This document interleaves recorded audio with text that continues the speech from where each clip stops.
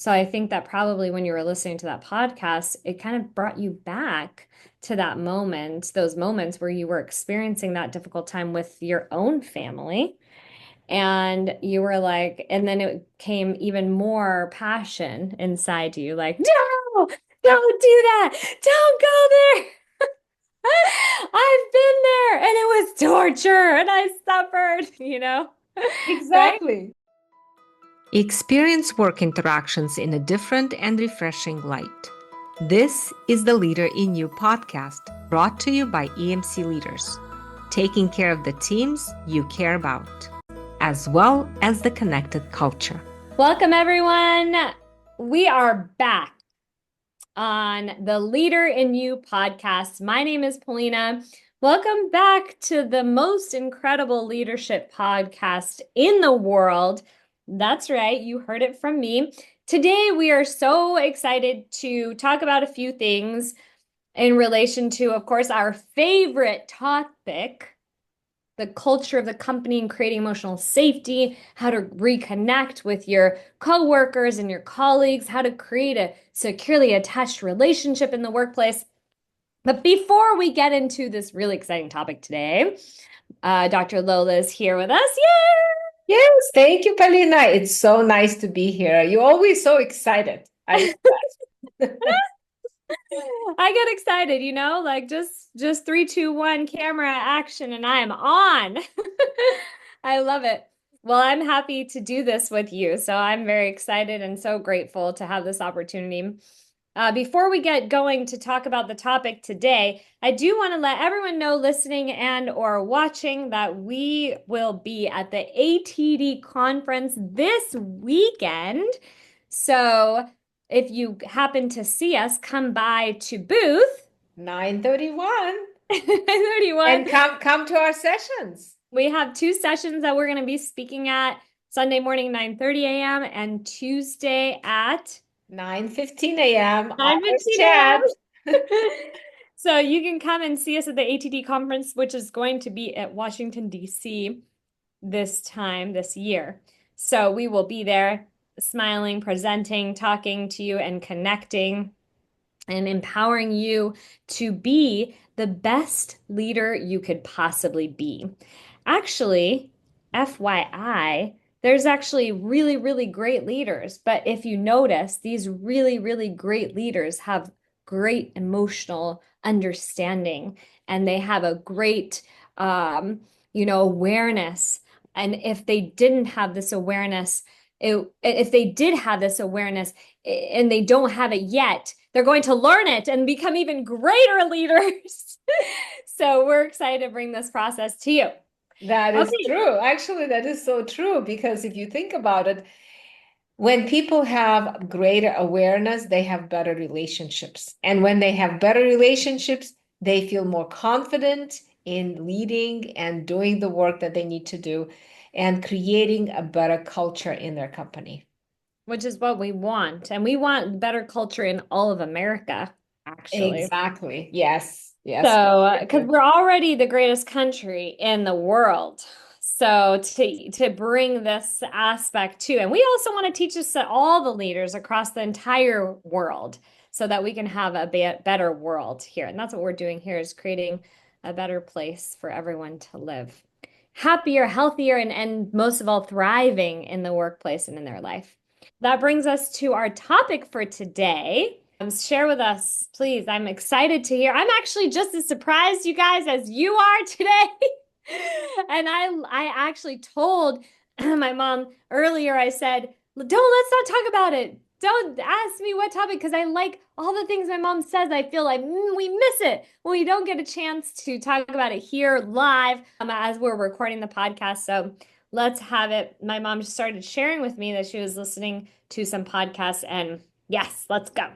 Yes. So I was listening to a podcast of these two ladies who are sisters and who are in the family business. And it made it interesting for me to listen to it because I used to be in the family business. It was very interesting dynamics, but they are two sisters taking over their dad's company. Hmm. And they said that you have big shoes to fill because you have your parents who have built the company for years and years. And now, as children, you come to the business and now you have to rise up to the expectation of dealing with clients and creating products and taking care of the customers. What I found interesting is that as sisters, they were growing up and they said that they never were friends together. They had lots of difficulties of communicating with each other, being cordial to each other. They were fighting all the time. And now they have to work together, so to speak. So how do they deal with that? How are they different in being in business together as opposed to being sisters in the past as when they were young? And some of the things they said is number one is they made this a promise or a mindset to say that we leave the ego at the door. And what is ego? They said, like, what is the ego? The ego is the suitcase or the luggage or the backpack that you carry with you because of your hurt feelings. And so you kind of like hold this suitcase, and if something comes up, you start unpacking the suitcase and you throw bombs at each other. And so Mm. they said that they made a decision. It was like a choice they made to have the storyline that they used to have about each other, how terrible they were, to learn about each other's strength and learn about each other's personalities and have a new narrative, have a new story can say to each other. And then and she talked about like we can choose the story that we want to tell ourselves. And that helps us to change the way we talk to each other, the way we behave with each other. So I was thinking about that because on one hand, I remember going through my psychology school when we had family business, and I wanted to understand what was happening in our relationship as we were building the business. And I remember thinking, learning about changing your story, changing your thinking. It's all about cognition, right? That's what I was taught in psychology school. If you change the way you think, you will change the way how you behave. And sure enough, it only worked for a short period of time. And what I found is that by just changing your thoughts, it's going to be impossible for you to really change how you feel unless you go into that experience of emotional expression, to share how you feel and to know the process of how to repair whatever happened in between the relationships. So that's why I thought that would be an interesting topic to talk about is what happens in family businesses and why just thinking about it and leaving the ego at the door is not going to be a successful long-term solution. So you were listening to a podcast, two sisters together who didn't have a good relationship growing up. Yeah. And now they have this opportunity to take over their father's business. Yes. And now their fear that how are they going to show up with each other in their relationship, working together, compared to how it was when they were just siblings, because that was already difficult. Mhm. So then they're talking about this podcast, how they made the decision, well, we have to work together and we want to make it work. So the way that we're going to do that is we're going to just make this belief, we're going to have this belief that if we just put our ego and our baggage to the side, or we're going to leave it out of the workplace, then it's going to work. And then we won't have the same issues that we had as siblings. We will have this completely different perspective, and we'll just leave all our emotions and our baggage out the door, and it's going to work great. And so they were talking about this on the podcast, how it's working for them. They were talking about something else about the products that they offer in their business, but they started with how they are trying to make it work and how they had to really align each other on their vision, how it takes a lot of work and focus. I guess it was interesting to me to see that people can think that way, but often it's very difficult for them to continue and For, not going to learn how to address the emotional disconnection. yeah, so first, just to recap the stories, preface to the podcast, they weren't actually talking about their perspective and their belief system and value system on how they're going to leave the emotions and baggage out the door. They were talking about their products, but they were saying, like, this is how we've actually decided to make this work, Yes, right? yes, And so I think I just want to point out that to understand this is actually, I think, very relatable to a lot of our listeners and a lot of people who work in the corporate world and also family businesses, because how many times have I heard, and you probably heard too, like we gotta leave the emotions out the door. We cannot bring emotion. It's business. How many times have you heard it is business? Like we don't talk about our feelings. We don't talk about emotions. Business is business. This is a business conversation. This is a business deal. So you leave the emotions out the door, which is so contradictory to how we function as humans. yeah, We don't function without emotions because we're not robots. And actually, every single decision we make is motivated by an emotion. exactly. Every single decision and action we make in business, out of business, whatever we are, it's not physically possible for our brain to say, oh, cut the emotions out. We have no feelings. Now let's make decisions in business without those emotions. Yeah. Yeah, so this is a really great topic, and this is good that you bring it up. It's like, I'm curious. I'm really curious to understand when someone says leave the ego, what is that? I think a lot of people reference to like ego in a negative way. Ego could be referenced as a way like someone is arrogant or someone is like a know-it-all or someone doesn't have the humility to apologize or recognize what they did wrong, right? So Yeah, this or is what I feel aggressive, like aggressive. I people feel like a aggressive. lot of society looks at ego as like this negative, it's almost like a judgment based on your protective behaviors, Yeah, exactly. right? Yes, yes, It's yes. like saying someone is mean or someone is not responsive in their work, like not responding to emails. So they are like, we use the word disconnected, but in society, they are just, they don't fulfill their tasks. So then they can get written up or they get punished for those. So, like, we have this perspective in society how when you have an ego, or maybe when someone says, like, oh, he's narcissistic, this is like a name calling people Right. Labeling, exactly. label. And yet, the way that we take the perspective, it's like, well, it's actually not any of those that it's not that they even have an ego. Do people even have an ego? Well, Probably, ego is like protection, like exactly what yeah, you it's a just said. protection. So it's not It's a like we can't even protection. categorize or label someone as egotistical or someone with an ego when Mm. you understand that those things come from the protective behaviors that we create, those patterns, the patterns that we have as we learn how to create relationships in our childhood.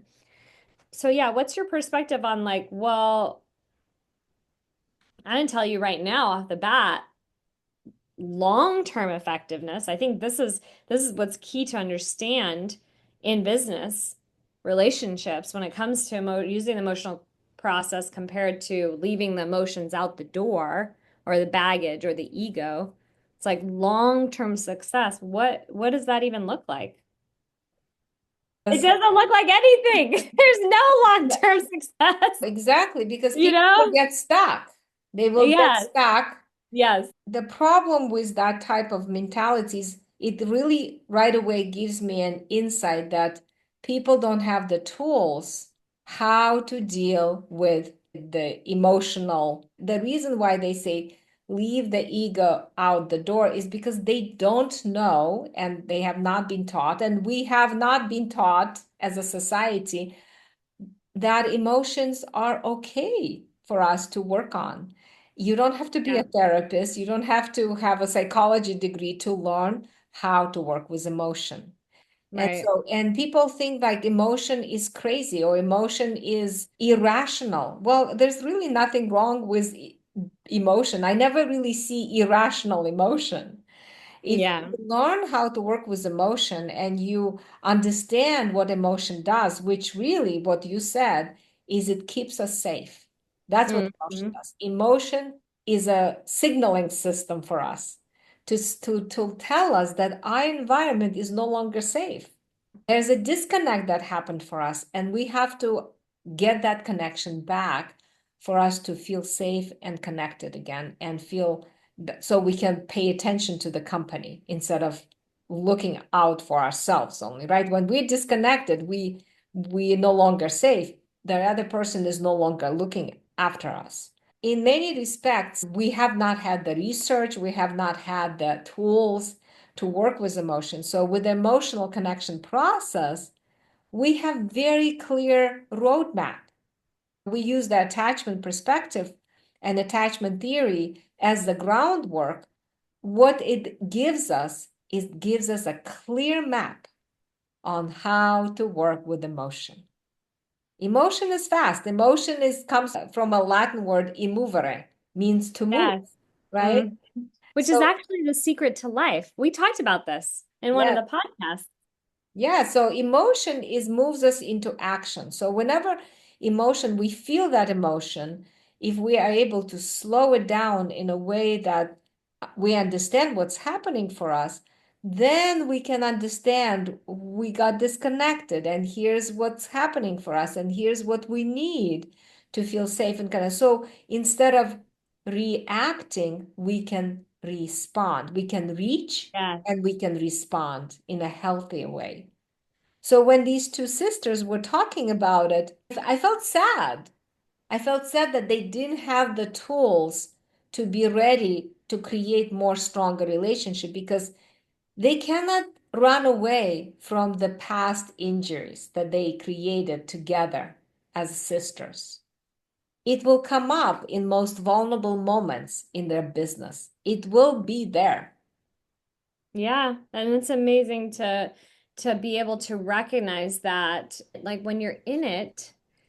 I think that this is also so important when we have this conflicts and we don't have a way to reconnect emotionally, and we have this perspective and belief that we need to leave the baggage and emotions at the door.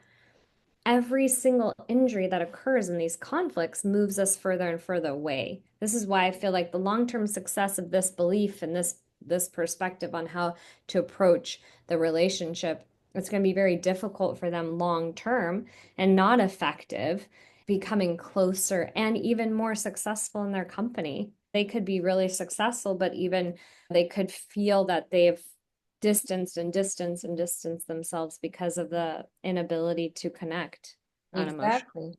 And be aware of it. This is the first step is to be aware of that we do get disconnected. We do have hurt feelings. We do have injuries in our relationships. And those raw spots, those sensitivities that we have could be touched in the moments of when we interact with each other, when we do business together. So once people learn and have these tools how to recognize those things, what happens is they start to look at the relationship in a completely different way. Longer emotion becomes is no longer as this invisible force. It actually now we use emotion to create better relationship. We use Mhm. emotion to understand what's happening for us. We use emotions to be more clear on the messages what we're trying to say. So emotion really becomes a friend that we can rely on to create stronger and better relationships. Yeah.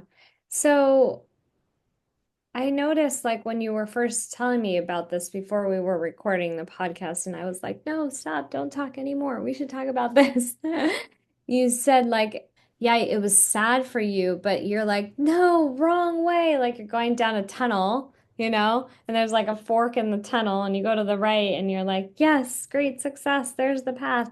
And then you go to left and it's like, there's a huge cliff and you may or may not survive, you know? Exactly, exactly. And you're like, no, don't go down that way. No, not necessarily telling them that they're just a more difficult path It's a much more difficult path to take. And I think life in general and building business and building relationships is so challenging. It can be so challenging, it can be very overwhelming, it can be very difficult, and especially once you get family involved and you all work together, you guys work for each other, and then money gets in the way, it can be so complicated. And it can cause so many difficult experiences for everyone. And this is just almost like, okay, well, we know how difficult it is. It's always going to be difficult. We just have the tools to make it, we get better at it. We have the tools to make it better for us, to be able to better cope with the conflict, to be able to better cope with our emotions, to be able to better respond to each other. And that's what I think, I'm hearing you say too in this podcast that you were listening to.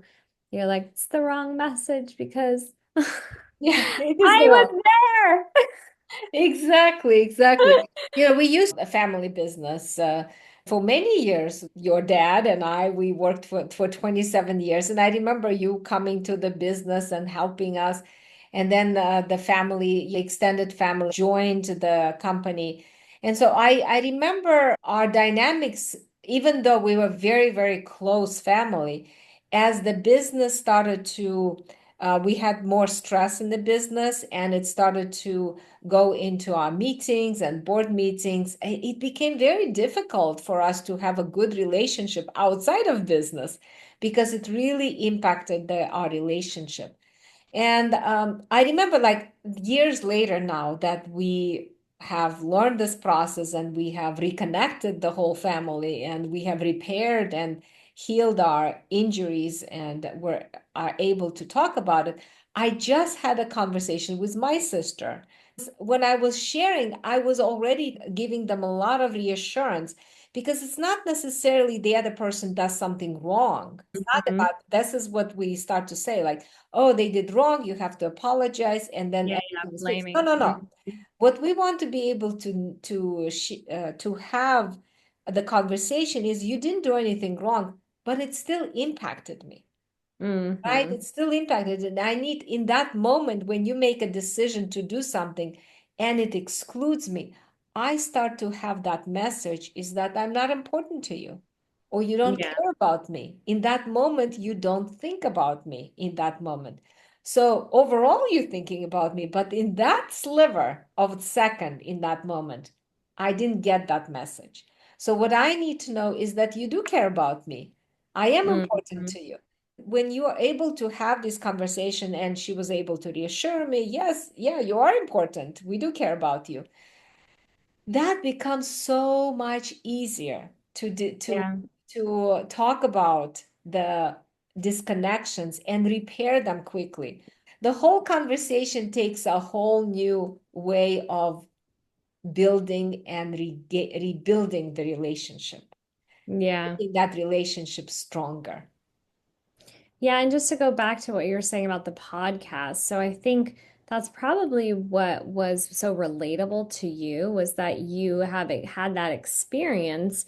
I mean, I remember, yeah, the whole family was in on the business and progressively got worse. The relationships, the conflicts got worse. It got more intense, and there was a lot of walking away that happened a lot later, Yeah. over time of all these conflicts constantly building up, which makes sense even like in a relationship. A lot of people shut down or they get burned out or they start walking away because it gets exhausting, it gets tiring when you feel stuck and you're constantly getting stuck in the same place. You're just like hitting a wall. It's very difficult to want to stay in that position. So I think that probably when you were listening to that podcast, it kind of brought you back to that moment, those moments where you were experiencing that difficult time with your own family and you were like, and then it came even more passion inside you, like, no, don't do that. Don't go there. I've been there and it was torture and I suffered. Right? Exactly. I was there. Exactly. Yes. Yeah, and I think that's important to really highlight is that your experience is really what's driving your passion and desire to share this process with the world. It's your experience, your in corporate experience, your experience in family business, your experience in relationships in the business world, and specifically your husband and also your sister and your brother-in-law and your parents. I mean, this is all was a really big, huge, difficult impact that it had on your life. And so I think that, from those difficult impacts that we have in our life, we are motivated and inspired to find something that actually works, which is exactly what you did. Yeah, exactly. And so now your personal story and struggle that you've experienced with your family has really brought so much light to using this process in your own world. And this, I think, is so beautiful also to mention a lot of people will coach companies and team members and internal trainers on processes and how to change your thoughts like you were saying, and that's going to change how you feel, and then that's going to also change your beliefs, and that's how you feel, and that will motivate you to do different things. But you tried that and it didn't work for you, and the Exactly. suffering continued in the relationship. And Exactly. oftentimes we see coaches and trainers and training programs and systems where the efficiency of the process and the effective rate is so, it's just not what we see using the emotionally connected process. And this is something really great to point out is that, it has worked for you and your family and your dynamics. And you're like, I just want to save everyone from suffering the way that I did. And that's really nice. I think that is so moving to hear what an impact it made in your life and how that really drives you to share this process with so many other people with the world. Yeah, thank you, Paulina. That's exactly right. You are absolutely correct that I was experiencing that suffering for so many years. And then once I found it, I'm like, oh my God, people don't have to actually be stuck in these terrible negative cycles. And you're right, I don't have to work. Actually, I don't have to build a business, but I do it because I want to improve people's lives in the workplace specifically in the workplace because they can change their patterns, they can change their relationships, and they can actually thrive. That's what I experienced personally. You're right. Yeah, so you want people to feel relief and hope, which is what you got from that, is that you want to end the suffering and give them hope and relief that there is a way. And it's right here in your form that I have right here, handy dandy, in your training process and your course. And it's very easily duplicatable and it's easy to learn. If we could just bottle it up, put a nice label on it, like something like this. And then that's which actually we did, right? We have a course now, we have training, we have all kinds of programs to change the entire culture and internal culture of your entire corporation. And because it's done that for you, and that's really, really amazing. Yeah, it Well, takes work. I mean, I have to say, it doesn't everything come. does. Everything takes work. It takes work. Everything that is But worth it takes work. yes, yes, but it's a work that is worthwhile. It's work that will be with you for the rest of your life with all of your relationships. And that is a huge, huge benefit. Well, I was doing my live stream yesterday and I was telling, my live stream, I talk about health and physical health and working out at the gym and going to yoga and Pilates. And I talk about nutrition, essential oils. I talk about how to use the form to create close relationships. And I said to them, you are either going to suffer at the gym now or you're going to suffer in the hospital 15 years from now. Mhm. So it's like this kind of take the same perspective. It's hard work, yes. And yeah, you're going to suffer whether you keep it in and you're sitting at your work in a job that you hate in an environment that is has incivility and you're going to suffer there. And then you will continue to suffer for the next 15, 20 years until you retire. Or you suffer in a different way. It's just putting in the work to get it out. Both are difficult, both are difficult. But when you suffer, when you use the emotional connection process and you have to go through the trenches of learning that work, then your 10, 15 years is going to be incredible. The next 10, 15 years. You're not going to continue to suffer and then end up where we don't want to be, which is Exactly, exactly. It reminds me of that story quickly. I want to share with you. My mother-in-law, she retired at 55 and she decided to become a chiropractor. And mm-hmm. you know, your grandmother. And so she calls her sister and she says, Sophia, I want to be a chiropractor. I'm going to enroll in the school. Sophia says, Rosa, are you crazy? By the time you're going to graduate, you're going to be 60 years old. And Rosa says, well, I'm going to be 60 years old anyway. Anyways, yes. But now I'm going to have a diploma. And she practiced for 25 more years to be a chiropractor. So what you're saying is true. The years will pass by anyway, but you will be equipped with an amazing tool to create better relationships. Yeah, and I was reading yesterday an article about this guy. His name is Marcus Person. He is the creator of Minecraft, a very popular. Have you heard about Minecraft? It's Yes. a very, very popular video game. Actually, the most popular video game in the entire world. He built the entire platform almost entirely himself, the entire video game himself. 2014, he did a tweet and he said like, oh, like looking just kind of out of like being overwhelmed with what he was doing. He's like, oh, I'm looking to sell my shares of the company, Mojang, which is the company that he owned. And sure enough, Microsoft called him the same day and bought his company for $2.5 billion. Okay. 10 years later, he did an interview and he said, I took home about $1.6 billion after the deal, and I bought myself $70 million mansion, which he outbid Beyonce and Jay-Z over. And he's been sitting in depression for the last 10 years.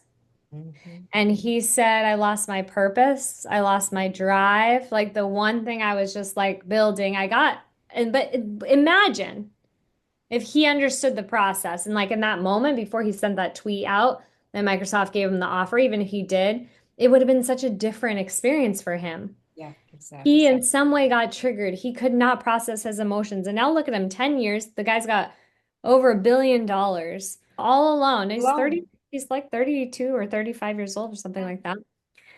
But he's all alone and he just is been in Lost. depression.